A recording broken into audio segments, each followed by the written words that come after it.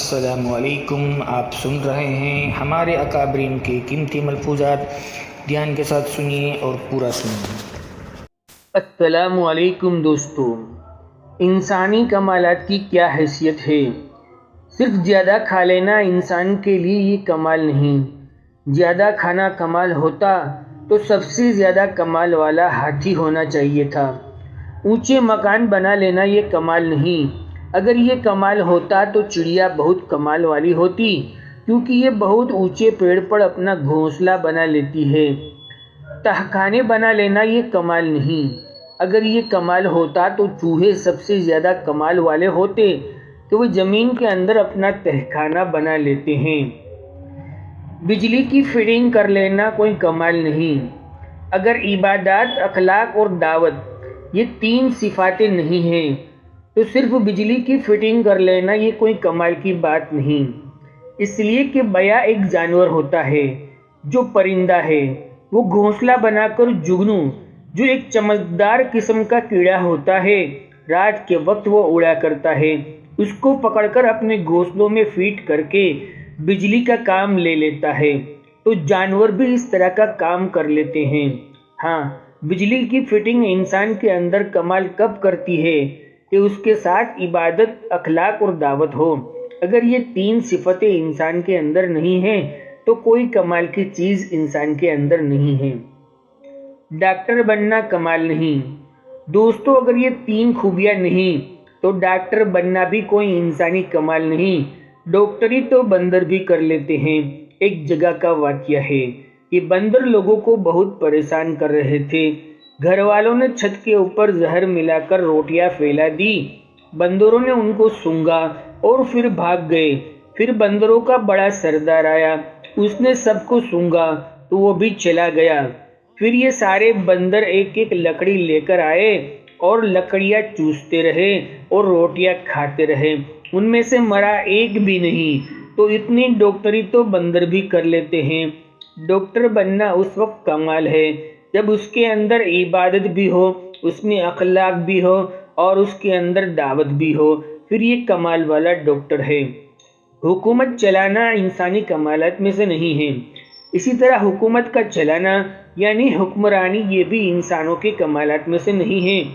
اگر اس کے ساتھ یہ تین باتیں ہیں تب تو وہ کمال والا حاکم ہے۔ اگر وہ خالی حکومت چلا رہا ہے، یہ تین خوبیاں نہیں ہیں، تو یہ حکومت چلانا کوئی کمال کی بات نہیں، کیونکہ جانور بھی حکومت چلاتے ہیں۔ اگر آپ حضرات کو علم الحیوانات یعنی کہ جانوروں کے بارے میں گنان اور معلومات ہو تو اس بات کو سمجھیں گے کہ یہ شہد کی مکھی جو ہوتی ہے، ان میں ایک ہوتی ہے رانی، اس کے ساتھ دوسری مکھیاں بھی آتی ہے، وہ باقاعدہ پھول چوسنے کے لیے بھیجتی ہے۔ وہ پھول چوس چوس کر آتی ہے اور چھتا بناتی ہے، اور بہت ترتیب کے ساتھ چھتا مرتب ہوتا ہے، اور باقاعدہ حکومت اور قانون ہوتا ہے ان کا کہ ترتیب سے شہد لا کر چوس چوس کر رکھا جاتا ہے۔ اگر کوئی مکھی غلط پھول چوس کر لاتی ہے تو ایک جلاد مقرر ہوتا ہے، وہ جلاد ایسی مکھی کو ختم کر دیتے ہیں۔ چناؤ لڑنا انسانی کمالات میں سے نہیں ہے۔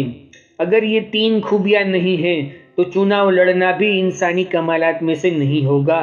چناؤ لڑنا یہ بھی جانوروں کے اندر پایا جاتا ہے، چنانچہ ایک مرغا ہو اور 25 مرغیاں ہو، ان میں کسی قسم کی کوئی لڑائی نہیں۔ اگر ایک دوسرا مرغا لے آؤ، اب ان دونوں مرغوں کے اندر کمپٹیشن ہوگا، آپس میں اس کے اندر خوب لڑائی ہوگی۔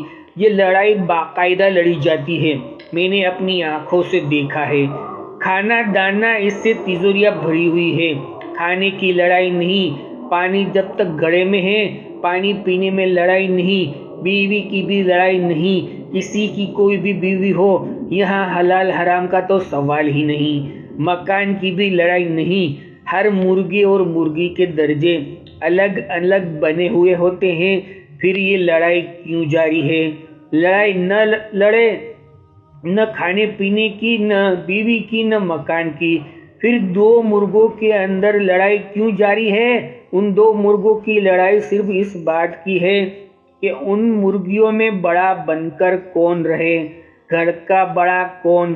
جتنے مرغی والے ہوتے ہیں اس کے 3 کام ہوتے ہیں، ایک تو سینے کا اونچا کرنا، ان کے پڑوں کا پھڑپڑانا، اور تیسرا کام یہ ہوتا ہے کہ وہ اکڑتا ہوا چلتا ہے اور مرغیاں اس کے پیچھے چلتی ہے۔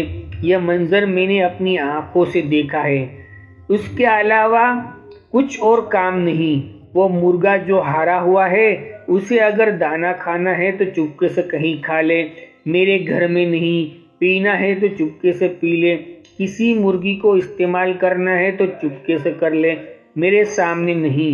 اگر میرے سامنے گردن اٹھائی تو پھر 2-4 ٹھونگے مار کر وہ اس کو پرانی یاد دلاتا ہے کہ بھول گیا، یہ بھی میں نے اپنی آنکھوں سے دیکھا ہے۔ اس مرغے کا یہ خیال ہے کہ گھر کا بڑا میں ہی ہوں، حالانکہ گھر کا بڑا گھر کا مالک ہے۔